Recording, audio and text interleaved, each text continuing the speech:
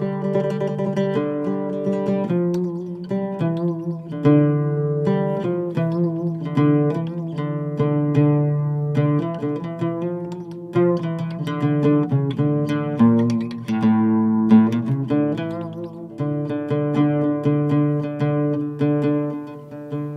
کوردم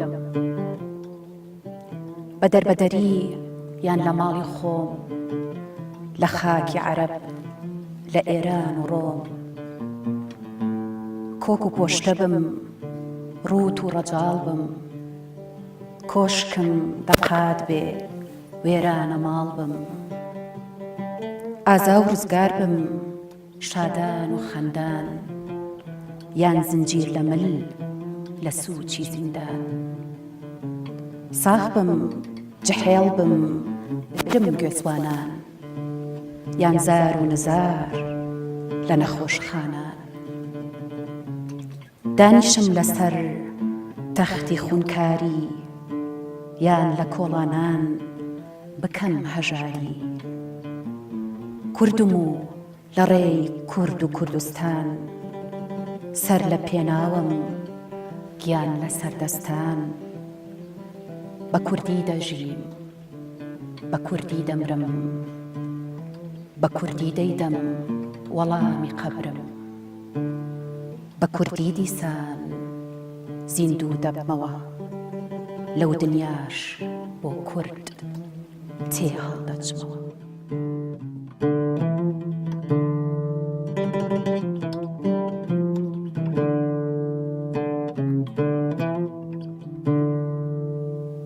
دەستخۆش خەندەخان. بینەرانی خۆشەویست، ئەم کاتەوە هەموو کاتێکتان شاد، فەرمونون لەگەڵ وێزگەیەکی نوێی بەرنامەی قەلەندەرخانە. ئەم بەرنامەیەمان تایبەتە بە یەکێک لە نووسەر و شاعیرە گەورەکانی کورد کە ئەویش مامۆستا عەبدوڕەحمانی شەرەفکەندیە کە ناسراوە بە هەژاری موکریانی. بۆ ئەم بەرنمەیە میوانداری بەڕێز مامۆستا عەبدوڵڵا تایر بەرزنجیمان کردووە. مامۆستا بەخێر هاتی. هەروەها ڕێز خات و ساکار عەبدوڵڵا ساڵح بە ئامێری عود لە بەرنمەکە بەشداریمان لەگەڵا کات لەگەڵ هاوکارم خەندەخان. بێگومان مامۆستا ئێمە گەر باسی هەژاری موکریانی بکەین، ژیانی ئەم پیاوە فرەلایەنە، شیعر بەشێک لە ژیانێتی، بەڵام گەلێک لایانی تر هەیە لە ژیانیا. دیارە لە بەرنمەکەەوە دێنە سەر هەموو لایەنەکانی ژیانی و هەموو تەوەرەکان باسەکەین، بەڵام وەک سەرەتا بەڕێستان چیتان هەیە لەسەر هەژار و ژیانی خۆی؟ مامۆستا هەژار موکریانی یەکێکە لەو نووسەرە کوردانەی کە بایەخی زۆریان بە زمان و ڕۆشنبیری کوردی داوە و فرە ڕەهەندە و هەروەها فرە بوارە، یعنی لە چەندین بوارە بەرهەمی هەیە، لە بواری شعرە، لە بواری وەرگێڕانە، لە بواری فەرهەنگسازیە و چەندین بواری تر. من مامۆستا کە ئەدەبی مامۆستا ئەخوێنمەوە، نووسینی مامۆستا ئەخوێنمەوە، ڕەخنەگریەک و نووسەرێکی گەورەی عەرەبم دێتەوە یاد، جەبرا ئیبراهیم جەبرا کە بە ئەسڵ فەڵەستینیە و دوای بوو بە عێراقی. ئەمیش کۆمەڵێک بوار هەیە کە خۆی لێداوە، یان ڕەخنەگر و نووسەرێکی گەورەی ئێران کە بە فارسی ئەنووسێ بە ئەسڵە ئازەریە، ڕەزا بەراهنی، ئەمیش لە هەموو بوارێکە، بواری ئەداب، بواری شعر، بواری چیرۆک، بواری ڕۆمان و ڕەخنە و تەرجەمە. من کاتێک کە هەژار ئەخوێنمەوە هەستەکەم ئەمانەم دێتەوە یاد، بەڵام لەگەڵ مستەواکانە، یعنی جیاوازیەک ڕەنگە لە مستەواکانە هەبێ. هەژار موکریانی وەکو شاعیر ئەگەر باسی بکەین بە کورتی ئەتوانین بڵێن شاعرێکە هەموو ئەدەبەکەی، هەموو شعرەکەی تەرخان کردووە بۆ بیری نەتەوەیی، بۆ ئەدەبی مقاومە، بۆ داکۆکیکردن لە شوناس. کاتێک تۆ ئەی خوێنیتەوە هەست بەوە ئەکەی خیتابێکی مباشرە، مەبەستێتی مباشر بێ بۆ ئەوەی ئەو خیتابە مباشرە نەتەوەییە بگەینێتە خوێنەری کورد، هانی بدا و تەشجیعی بکات بۆ ئەوەی هەڵسێت داکۆکی لە خۆی و لە شوناسەکەی بکات. لە ئەدەب و شعری مامۆستا هەژارە غمۆز نییە تەمومەژ نییە یعنی پێچوپەنات بۆ دروست ناکات یەکسەر ئەدگەیەنتە مەبەستی خۆی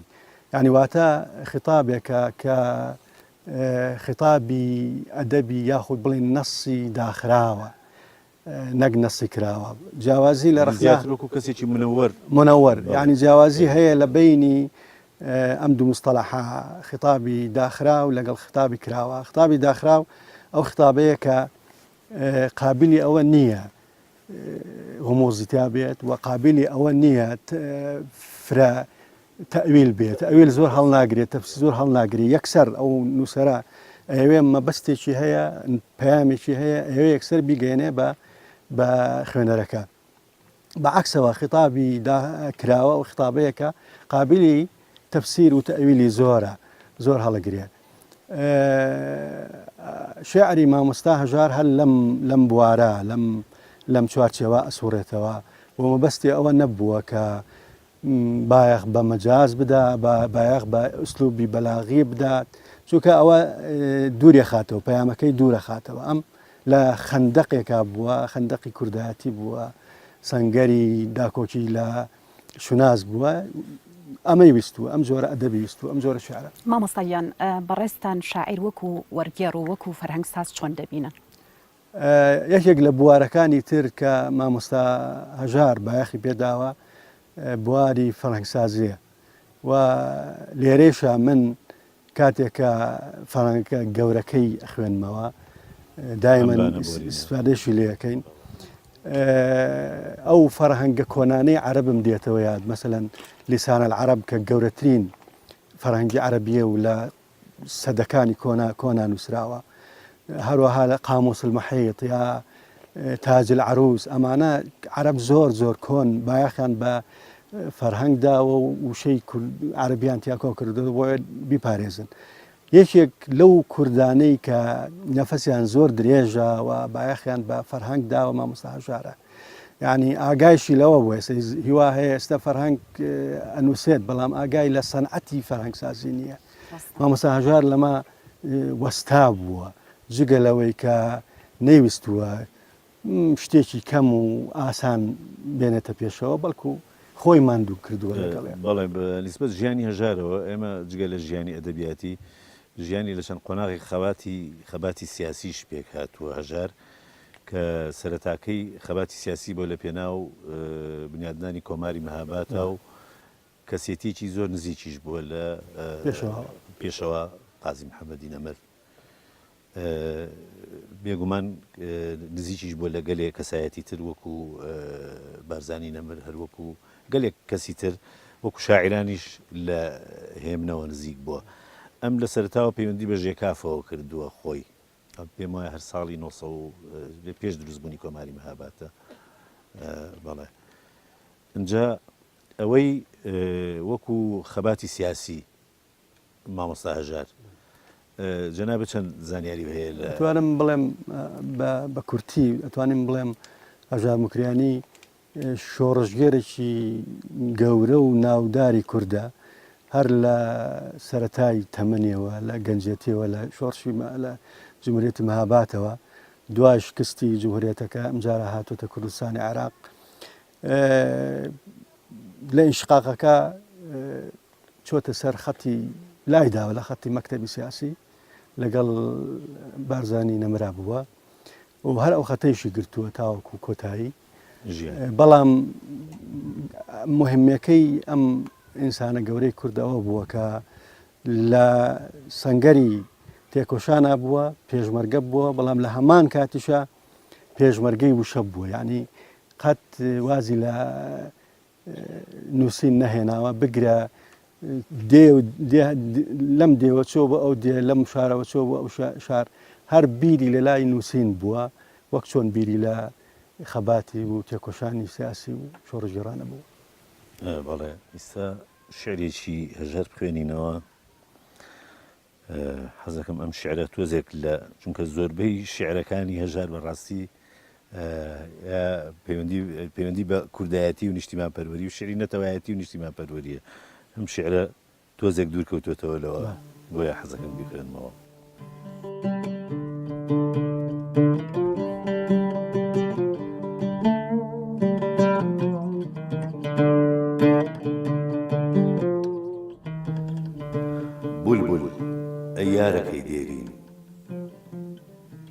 ویلانەی دندووک زێڕین هاو فەردی زووم بۆ هەژاری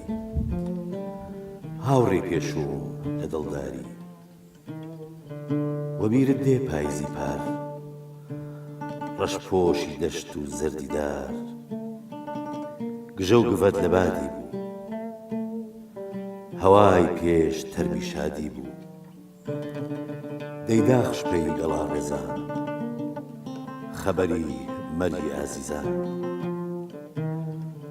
بەژن و باڵای نێرگزی مەست لە جێرەی گزرەدا پێپەست سوێسنە و مێلاقەی زەرد و سوور بوونە دەستە چیلەی تەندور کلوە بەفری درشت ورد چۆن سەرزەوی کفن ئەکرد کوندە بوومە و قەلی ڕوڕەش کە لە پووریان دەکردن بەش من و تۆی برسی و بێپەسی و لە کونجێ خزی و بێبژی و دەگریاین بە بانگ و هاوار بۆ غونچە بۆ گوڵ بۆ بەهار دەم خۆشگا حەمیدگیان دەست خۆش خات و ساکار مامۆستاگیان ئەمەیە پرسیارە بکەم ئەویش وەکەزانی شاعر شعری پەروەردەیی هەبووە ئەمە ئەکرێ لە لای زۆربەی کەس نادیار بێ حەزەکەم ڕوونکردنەوەیەک لەسەر شعری پەروەردەیی بکەیت بێست ئەحمەد هەژار مکریانی شعری بۆ مناڵ زۆرە و جگەلەوە ئەتوانم با هەندێک شعری تریشی بڵێم شعری تعلیمی و تا شعری تعلیمی هەر لە کۆنەوە لە سەردەمی عەباسیەوە لەناو عەرەبا هەیە مەبەستیان بووە لە هەموو بوارەکانە بە کورتی مەسەلەن لە بواری تیجارەتا بێ لە بواری لوغا بێ لە بواری زانستا بێ معلوماتێک هەیە ئەوێ بە وەزن و قافیە بیگەێنێ بە خوێنەرەکە یعنی واتە لە شعری تعلیمیە خەیاڵ نییە مەجاز نییە بەلاغە نییە مهمەی سەرەکی گەیاندنی کۆمەڵێک معلومات مامۆستا هەژار لەم بوارە چەندین دەقی هەیە بۆ مناڵان نووسوێتی لە پاڵ ئەوەیشە ئەتوانم هەندێ نەسی تریشی کە بۆ مناڵ ننووسراوە بەڵام لەبەرەوەی خەیاڵی واتیانە و بەلاغەیتیانە سەنعەتی بەلاغەیتیانە توانم بڵێم ئەکەوێتە قالبی شعری تعلیمیەوە بەڵێ گەلێک لەو شعرە تعلیمیانە هەندێکی هی خۆیەتی یعنی زادەی فکر و خوێندنەوەی خۆیەتی و نووسینی خۆیەتی و بیری خۆیەتی بەڵام گەلێک لەو شعرانە ئەبینین لە ئەدەبیاتی بێگانەوە وەریگرتووە ئەمەش خۆی کاریشی جوانەکە چونکە بێگومان شعری پەروەردەیی لە وڵاتێکەوەیە لە ژینگەیەکەوە بۆ ژینگەیەکی تر ئەگۆڕێ لەوانەیە گەلێک وڵات لە وڵاتانی کە ئەو لە ئەدەبیاتەکانی وەرگتووەری ڕاو گەلێک پێشکەوتوتر بوون لە ئێمە بە تایبەتی لەلایەنی پەروەردەوە ینی جگە لەو شتانی کە زادەی خەیاڵی خۆیەتی خۆی وەکوتم دوو جۆرە چۆن تۆ باسێکەکەی ئەڵەی هەندێک زادەی خەیاڵی خۆیەتی من بەبەسم لەوەیەکە نزیکە لە قالبە تعلیمێکەوە خۆ هەر ئەو نییە لە ئەدەبی کوردیا بەڵکو چەندین نووسری تریش هەیە کە بەم شێوەیە نووسوێتی ئەمە ڕەنگە ئەگەر ناوی لێ بنین هیچ کێشەیەک نەبێت و هیچ نقصانیەک نەبێت بۆ ئەدەبی هەژار مکریانی و بۆ شعری هەژار ڕاستە زۆر شاعری تر مەسەلەن ئێمە زێوەریشمان هەیە زێوەر زۆر بێکەسمان هەیە بێکەسمان هەیە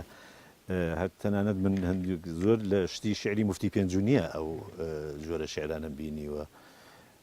بێکەس هەیەی گۆران هەیەی زۆربەی ئەو شاعرانی کە لەو سەردەما ژیاون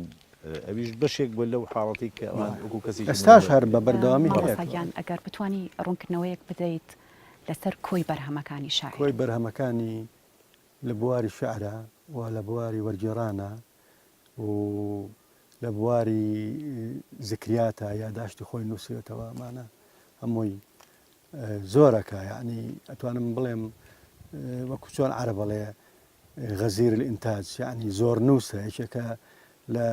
لەو نووسەرە کوردانەی کە نەفەسی درێژیان هەبووە و نەوەستاون بە شتی بەسیتەوە لە هەموو بوارەکان هەتا لە تەرجەمەی هەروە بوو بەڵێ لە بواری وەرگێڕانە مامەستا پێم وابێ شتی زۆر زەحمەت کاری زۆر قورسی تەنجەم قورسی کردەوە بەڵێ هەژاری مکریانی هەژار مکریانی لای بەڕێز نمونەی کەمە لە بواری وەرگێڕانە بەڵێ چونکە نەفەسی زۆر درێژە و هەم سەیتەرێکی تەواوی بەسەر زمانە هەبووە یعنی کە لە عەرەبیەوە کردێتی بۆ کوردی یان لە فارسیەوە بۆ کوردی زۆر بە مسەیتەری ئەو شتەی کردووە ئەوە نەبووە ڕەنگە هەر لە ژیانیشان نەگەڕابێ بە دوای قام و سابزانێک کەلیمەیەک لە شوێنەکە لێ عاسی بێت ئەوە نەشارەزا بوو لە زمانە و تەرجەمەکە نەفەسی درێژە قەت خۆی نەداوە لە شتی بەسیط بۆ نمونە لە قانون طب ابن سینا ئەمە کتێبێکی زۆر زەخم و گەورەیە وەختی خۆی ئێرانەکان نەیانتوانێت بکەن بە فارسی گەڕاون بە دوای یەکێکە تاوەکو تەکلیف لێ بکەن و بیکەن بە زمانی فارسی این قانون طب ابن سینا ئەویان دۆزیوەتەوە لە ئەخیرە ئەو کتێب بە قەبەکە چەندین جزئە لە ئێرانە تەنها ئەو توانیوەتی بیکە مجلد زۆرە یعنی ڕەنگە هەشت مجلد زیاتر بێت کە کراوە بە فارسی من لە مەکتەبەی هێنیش بینیم لە سلێمانی دەستگای غەزەل نووس و ئەمانە هێنابیان بۆ فرۆشتن زۆر قەبەیە جگەلەوە لە بواری شێعرە خۆی داوە لە تەرجەمەی شاکارێکی گەورە کە چوارەنەکانی عومەر خەیامە طبعاً لە زمانەکانی ترا بۆ زمانەکانی تر عومەر خەیام کراوە چەندین متەرجمی هەیە لای عەرەب ڕەنگە 15 متەرجمی هەبێ لای لە ئینگلیزیە هەروە لای کورد 5-6 متەرجمی هەیە لەو شێخ سەلام گۆران دوای ئەوان هەم کراوە پێش ئەوی شەر کراوە بەڵام جیاوازی هەیە هەژار مکریانی تەرجەمەکەی زۆر جیاوازە لەگەڵ هی گۆران و شێخ سەلام شاعرە هەژار لە هەمویان زیاتر ڕۆح و قوڵایی شعرەکەی ڕۆحی داوەتی بەڵام ئەوان احتیمامیان زیاتر بە شعریەت داوە ئەم لە پاڵ شعرێتەکە بایەخێکی زۆری بەوە داوە کە ئەمە نەسێکە لە فەلسەفە نزیکە بێتەوە بێ قیمەتە فەلسەفەکەیشی پارێزی ئەمە شتێکی زۆر گرنگە بۆ هەژار مکریانی لە تەرجەمە تەنانەت بە هەمان کێشی خەیام کردێتەوە ئەو کێشی کە خەیام شعرەکە هەندێک جار خۆشی دەستکاری کردووە هەندێک شتی بۆ زیاد کردووە بە نەسەکان جگە لەمە قورئانی تر ئەوان نەسێکی ئەوایە زوو بکرایە مەسەلەن بەڵام ئەم دەستی داوەتێ جورئەت لەوایە کە تۆ دەست بدەیتە وەرگێڕانی قورئان چونکە قورئان تا ئێستش لای زۆر کەس بڤەیە ئەگەر دەستی لێ بدەیت تەرجەمە بکەیت و عەرەب خۆیان ئەڵێن ئەعجازی قورئان لە زمانەکایە ئەم زمانە گەر دەستکاری بکرێ ئەگۆڕێ تەرجەمات هەیە لای عەرەبیش هەیە بەڵام هەژار مکریانی زۆر بە جوانی کردوێتی و لای کورد بۆ فارسی کراوە زوو 400 ساڵ پێش 300 ساڵ پێشتە شێخ محەمەدی نۆدێ کردوێتی لە دەیەکە من ئەوەشت بە جورئەتێکی گەورە ئازانم لەو کاتا لەو موحیتە بڵین دواکەوت و نەخوێنەوارە تۆ بێی پەنا بۆ تەرجەمەکردنی قورئان بێ ئەمە جورئەتێکی گەورەیە ئەمەی هەژار مکریانی شەر جورئەتێک و وەستاییەکی تەواوی تایە لە تەرجەمە مامۆستاگیان پیاوانی ئاینی چۆن پێشوازیان لەم کارەی ئێستا ڕەنگە ئاسایی بوو بێتەوە لە لای خەڵک من ڕەنگە لە سیەکانە تۆ ئەگەر باسی تەرجەمەکردنی قورئان کرد بێ بیکەی زۆر لای هەموو کەسێ لای هەندێ قبوڵە بە لای هەموو کەسێ قبوڵ نییە کە بیکەی بەڵێ ئەگەر خەندەخان شعرێکمان بۆ بخوێنیتەوە خات و ساکار ئەگەر هاوکارم بێ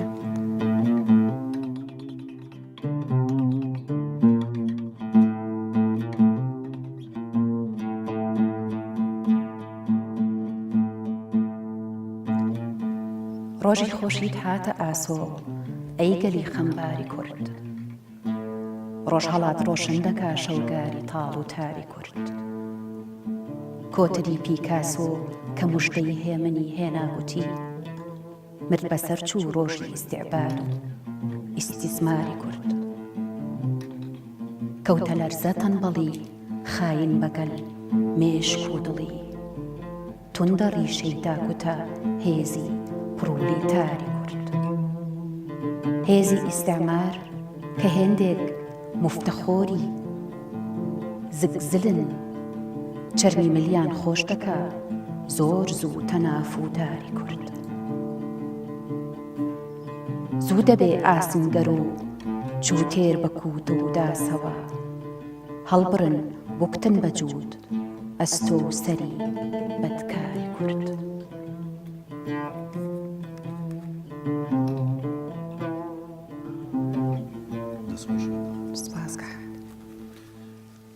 مامۆستاجان بابەتێکی تر هەیە باسی وێزگەکانی ژیانی مامۆستا هەژار. ئێمە گەر سەیری وێزگەکان بکەین کە لە دروستبوونی کۆماری مەهاباتەوە ئەو چەند وێزگەیەکی تایە تا ساڵی 75 زیاتر هەژار وەکو شاعیر و بە شعر ناسراوە. ئەوانێک کە هەیە هەرچەندە هەندێک لێ کۆڵینەوە هەندێک کاری تریشی کردووە. لە 1948ەوە پیا هەڵدانە بەسەر کۆماری مەهاباتە و هەندێک جاریش وەکو چەپێک لە بەروی کاریگەری کۆماری سۆڤێتی ئەوسا بەسەر کۆماری مەهاباتەوە هەبووە. لە دوای ئەوەوە هەتا ساڵی 1950 وێزگەیەکی ترە کە هەژار بەرەو ئەوەی ئەڕوا کە بێ بە کەسێکی نەتەوەیی. لە پاش ئەوە شەوە لە 1960ەوە شۆڕشی ئەیلول تا هەتا ساڵی 1975 لەگەڵ شۆڕشی ئەیلولا بوو لەگەڵ بارزانی نمرا بووە تاکو و نسکۆی شۆڕشی ئەیلول لە ساڵی 75. لە دوای ئەوەوە قۆناغیش تر دەست پێەکە هەژار واز لە شیعرە هێنێ دەسەکا بەم بابەتانەی تری. مامۆستا پێ وایە بۆچی وازی لە شیعر هێنا و چۆتە سەر بابەتەکانی تر؟ خۆی ڕەنگە کە پێشمەرگە بووە و هەستی شعریشی هەبووە وستێتی بە شعر پەیامێ بگەێنێت و شعریش ڕەنگە ئەو جۆرە شعرە شۆڕە ژێرانە ئەوەندەی نەوێت وەختی زۆر نەوێت. بەڵام دوای بڵێن شکستی شۆڕشی کورد لە 75 ئەمە بوارێکی زیاتری بۆ ڕەخساوە لە شارا بوو بێ ئیتر وەختی زیاتری بۆ ڕەخساوە پەنا بۆ نووسینی درێژتر ببە پەنا بۆ دانانی قاموس ببە. قاموسدانان تۆ ناتوانانی لە ناو شۆڕشا بیت قاموسێک دانیت تۆ خەریکی پەیوەندی بەوەشەوە نییە کە گەڕاوەتەوە بۆ مەهابات و لەوێ ژیانی آخر من مەبەستم لە وەختەکە چییە جێگیر بوون و ئیسراحەت و ئەو وەختە زۆرەی کە هەیەی بەڵام ڕەنگە وەختە زۆرەی نەبوو بێ وەختی خۆی لە شەستەکانە بێت فەرهەنگێکی زۆر گەورە و قەبە بنووس. بێگومان مەسەرەن ئەو بابەتەکانی تریش بێجگە لە شعر پەخشانیشی زۆرە پەخشانی هەیە بەڵێ پەخشانی هەیە لێکۆڵینەوەشی هەیە بەس دەڕاستیا من هێندە شارەزایمنی لەسەر ئەو لێکۆڵینەوەانەی لەسەر چ بابەت لێکۆڵینەوەی هەیە و هەروەها لەوە گرنگتر بەڕای من تحقیقی هەندێک کتێبەکە کردوێتی و تەرجەمەکردنی هەندێک نەس لە لەهجەی بادینانیەوە بۆ کوردی مەسەڵەن شعرەکانی خانی کردووە بە کوردی و پەراوێزشی بۆ داناوە ئەمە بێ بە دەلیلێ بۆ ئەوەی تۆ بە ئاسانی لێ تێبگەیت. یان لە ئێران کە گەڕاوەتەوە بۆ ئێران شاعرێکی ئێرانی مەشهور هەیە کورد لە چلەکانە بە خەڵکی کرماشانە بە کوردی نووسێتی شامی کرماشانی کوێریش بووە ئەوەی دۆزیوەتەوە تحقیقی ئەو دیوانەی کردووە و هاتووە تەبعی کردووە. ئەم بابەتێکی هەبووە کە ئەمەش هەر لە تحقیقکردن هەر لە ناو سەنگەری شۆڕشا ناکەڕان بە دوای هەندێک بابەتی وەختی ئەمەش ئەوە یەکێکە لە بایاخەکانی تری بۆ ڕۆشنبیری و ئەدەبی کورد. مامۆستاجان جیاوازی هەژار ئایا مەسەلەی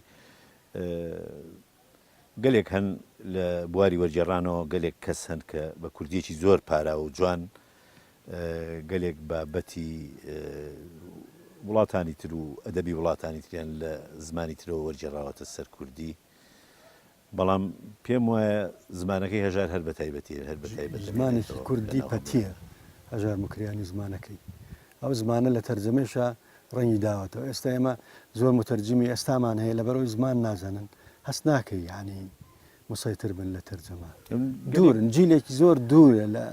زمانەوە بەڵام هەژار لە ناو کوردەواریەوە دەرچووە. لە وەرجێڕەکانی لای خۆشمان هەستەکەم کە وەکو خالی خۆش بێ مامۆستا شکور مستەفا و ڕەحمانی حاجمارە هەستم کردۆ کاریگەری زمانەکەی هەژار بەسەر وەرجێڕانەکانیان و بەسەر نووسینەکانیانەوە هەیە کە بە زمانێکی زۆر پاراوی کوردی گەلێک شتێک بچێت. زۆر سپاس مامۆستاگیان. زۆر سپاس مامۆستا سپاس بۆ ئامادەبوونن. سپاس هاتوو. ئازیزان بەم شێوەیە هاتینە کۆتایی دیمانەی قەلەندەرخانە. پێم خۆشە سوپاسی مامۆستا عەبدوڵڵا تاهیر بکەم بە خێرهاتنی بکەم دووبارە سوپاسی خات و ساکار بکەم بۆ ئامادەبوونی و سوپاسی هاوکارم کە حەمیدبانی سپاس بۆ بکەم تۆش خەندەخان. و پێم خۆشە ئەگەر بە شعرێک کۆتایی بە بەرنامەکەمان بێنی. پێشمەرگەم و بۆ ڕزگاری نیشتیمانم لە خەباتم دوژمن هەرچەند بەهێزیش بێ دەبێ دەرچێ لە وڵاتم گول لە تۆپ و بۆمبا و ئاگر کار لە بیر و بڕوا ناکەن